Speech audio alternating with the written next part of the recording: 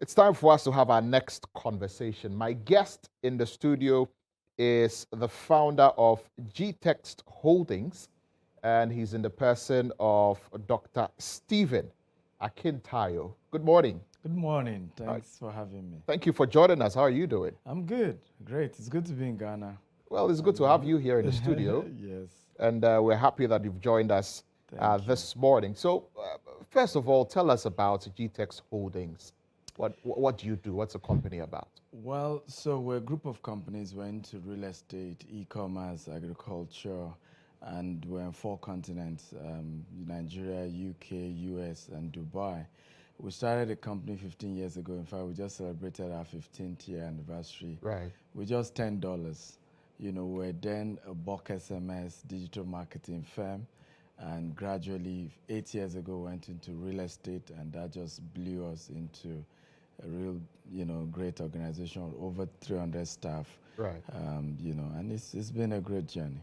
So, I mean, talking about 15 years. Yes. 15 years, that's quite the milestone. So, on your 15th year anniversary, what are some of the notable achievements in terms of the impact that you've been able to make as far as the industries you operate in are concerned? Beautiful. So one of the unique things for real estate is like our biggest. Right. And one of the things we had to do that I'm really proud of is how we had made it a duty anywhere we are to do the public road that is leading to our estate. Right. And it has also added value to other neighbors of those estates.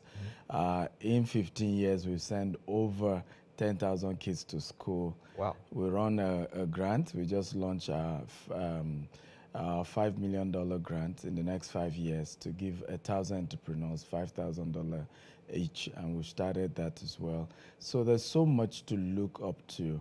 Our staff strength has grown to over 300. We've impacted life, and I think that's what entrepreneurship should be about. It's not just about making money.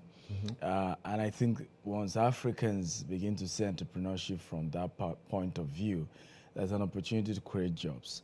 And we need more entrepreneurs because we need more jobs.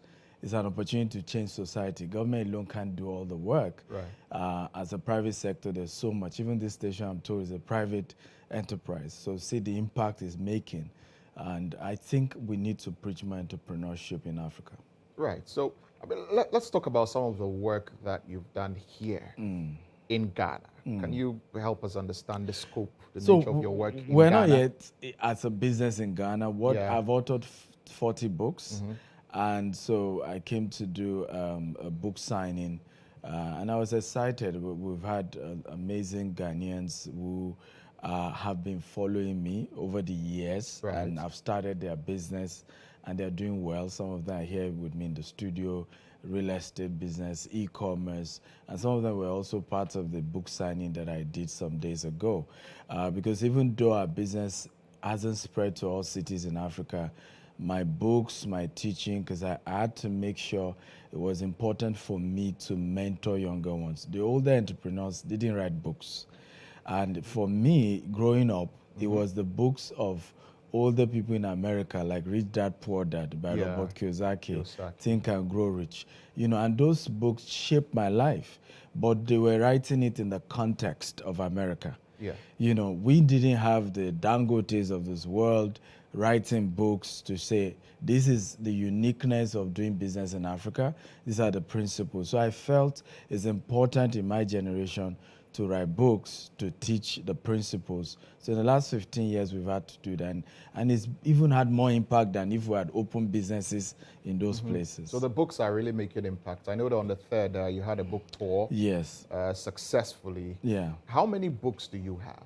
40. I've authored 40 books. 40 books? Yes. Wow. I've authored 40 So which books. are the most notable titles? Well, I think the one that went viral across Africa, because I've had to do a lot of tours across Africa in the last 3 years, is called The Billionaire Habits. The Billionaire Habits. I think I've seen that book. Yes, it's the secrets that billionaires use that poor people don't use. A lot of times people think that becoming wealthy is a mystery, is luck, is destiny.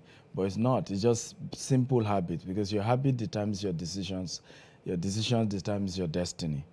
And there are certain simple habits we can imbibe, and gradually we will become wealthy individuals. And I keep saying it, the purpose of wealth is not just personal aggrandizement. How much can I eat? How much can I wear? How much can I own? But what you can do with money. In fact, oftentimes I tell people, if you really care about poor people, become rich so you can help them.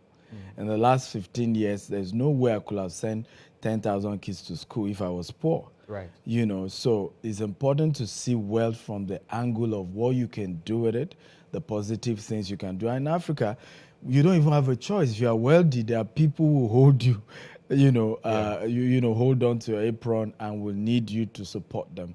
So we must preach wealth in Africa. We must preach it from the perspective of what you can do to help people, not the political ones. You start throwing money on the street. That's not what we're talking about, but how you can use wealth to begin to change the lives of people. So you're to receive an award. Yes. In London on the 18th of July, a Forbes Award. Yes. Tell us about that. Well, I mean, it's remarkable that I was nominated for the Forbes Best of Africa Leading Investment Coach Award, and then Forbes Best of Africa Real Estate Investment Award. Right. And so it's going to be on the 18th of July in London. And it's humbling because I think I'm probably the youngest ever to be given such. And but it's a testament to who we are, what we've been doing, the impact we've had to make over the years. So I understand that there's a celebration, for this on the 22nd. Yes. In London. Yes, what's all that about, and how is that going to influence your brand? Create a lot more awareness about the good work that you've been doing. So what we've decided to do, because the day of the award itself, is restricted to those who can come. Right. So we then put on Saturday a dinner for a lot of my students, a lot of our investors, where they would then represent the award. But at the same time also, we get to talk about what we're doing, the new frontier, because we have a vision of, in the next 12 years, we're trying to expand to more African countries. We want to build 25,000 green and smart home. It's going to be costing another $20 billion to achieve that. So we'll be unveiling more of that vision that we have for the continent of Africa when it comes to real estate development. Because I really believe that if Africa will arise and do well, real estate, remember, real estate is the backbone for every economic activity, right? And once we begin to invest in infrastructure in Africa, we'll see that the whole world will start coming. See what's happening in Ghana. See how many celebrities come for the renaissance that is happening.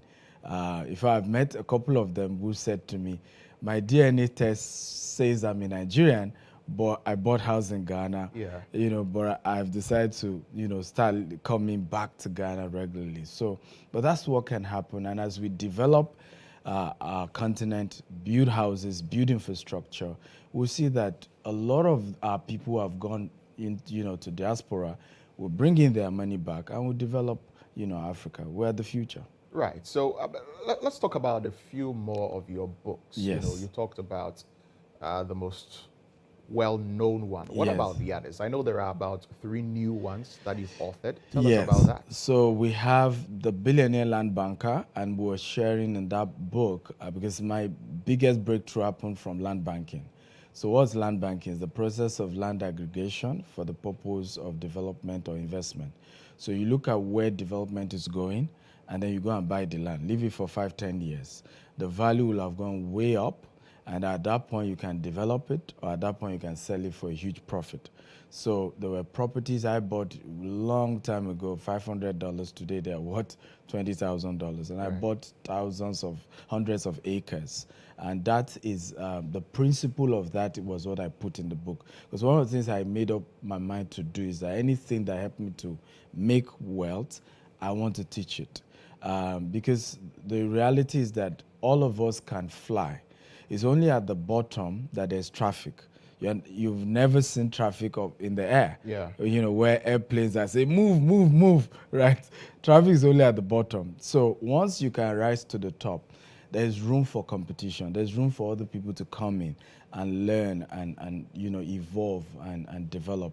We also have the Billionaire Habit for Entrepreneurs. So we then started building a niche around it to say, okay, entrepreneurs, what are the habits once you're an entrepreneur and you want to scale your business maybe from 100,000 CDs or 1 million CDs to the billions.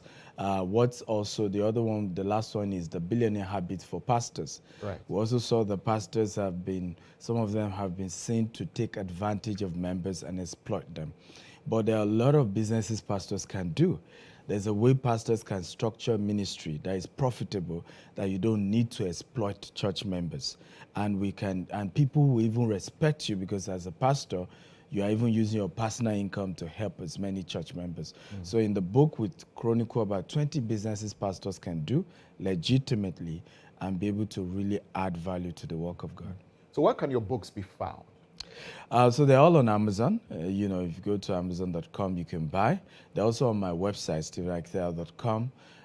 You can buy e-copies, you can buy physical copies, and it's delivered to you anywhere in the world. So do you have any plans to expand into Ghana, GTEX? Absolutely. Come and do business? Absolutely. Real estate, absolutely. and all of that. Absolutely. We wanted to do about 4 years ago, but there was PR issues we had that time, so we had to pause it. But now we're excited to do it, particularly because I now have mentees who are into that sector here, right. and they're doing very well. So we know that at least we can partner with them to expand. But yes, Ghana it is. And I mean, you guys selling dollars here, so there's so much money to be made. So what's it like? I mean, you've been in Ghana for a while now. So what has your stay been like, And it's really what would calm. you like to say about it? It's calm, it's peaceful. Yeah. Lagos is a different ball game. Have you been to Lagos before? I have not. Ah. I have only heard. Here you will sleep in the car. In Lagos, it's tough. And I love the people. The people are welcoming. They're quite nice. And you guys are amazing. And I now see why a lot of people are relocating to Ghana. So I see why. Is this something you will consider? Maybe you have a second home in Ghana? Absolutely. That I will consider. I mean, my very good... we want to claim you. My very good Egbon, Dele Momodu, has a house here in Ghana, and he's been telling me. So definitely I want to. Because it's easy to just come here, rest, because I'm hardly able to rest in Nigeria. So you can just come here, rest, and still see businesses you have and all of that. Yes. I mean, it's been a great conversation. What would you like to say finally before we wrap this up? Well, I want to say that Africa is the future of the world, right? When you look at the U.S., they begin to change their policy. There's a lot of investment they are beginning to look at, particularly with Ukraine-Russia war, from agriculture to several other sectors. The world is looking to Africa. However, Africa itself needs to unite. It's time for us as a people to come together and speak with one voice and understand that we matter to the world. And if we can come together as a people, if we can embrace entrepreneurship, if we can support each other's businesses, there's no limit to what will happen to us. We saw what used to happen to China. Over 30 years ago, if you see a Chinese man, you're seeing them as a second-grade citizen. If you see an Indian man, you're seeing them as second grade. Today, they are first-class people because, I mean, the tech companies are run now by Indians across the US, the world. Across the world. Even now, UK, you see what's happening with Pakistanis and Indians, right? Same thing is happening to China. China is competing with the US. Can you believe that? Yeah. And I see the same possible with Africa, but we have to come together, we have to unite, and it's possible, and we can do it. Definitely we can. It's been a pleasure speaking to you this morning here in the studio. So for those who want to continue to follow your work, perhaps there are those who are watching today and they are encountering you for the first time. How do they follow you? So I'm big on social media, Instagram, Stephen Akintayo, YouTube, Dr. S. Akintayo, TikTok, Dr. S. Akintayo, Twitter, Dr. S. Akintayo, Facebook, Dr. S. Akintayo. So I'm big. I mean, we have over 2 million followers across social media, so they could join. And what's the first book you would recommend for anyone who hasn't read any of your books before? Billionaire Habits. Billionaire Habits. Yes. That's the first book. Yes. And it's on Amazon. Yes, it's on Amazon. Okay. Yes. Very You say well. you've seen it. Yeah, so. I have. I have So- seen it. So thank you very much Thank for you for joining having us in the studio. My guest, Dr. Stephen Akintayo.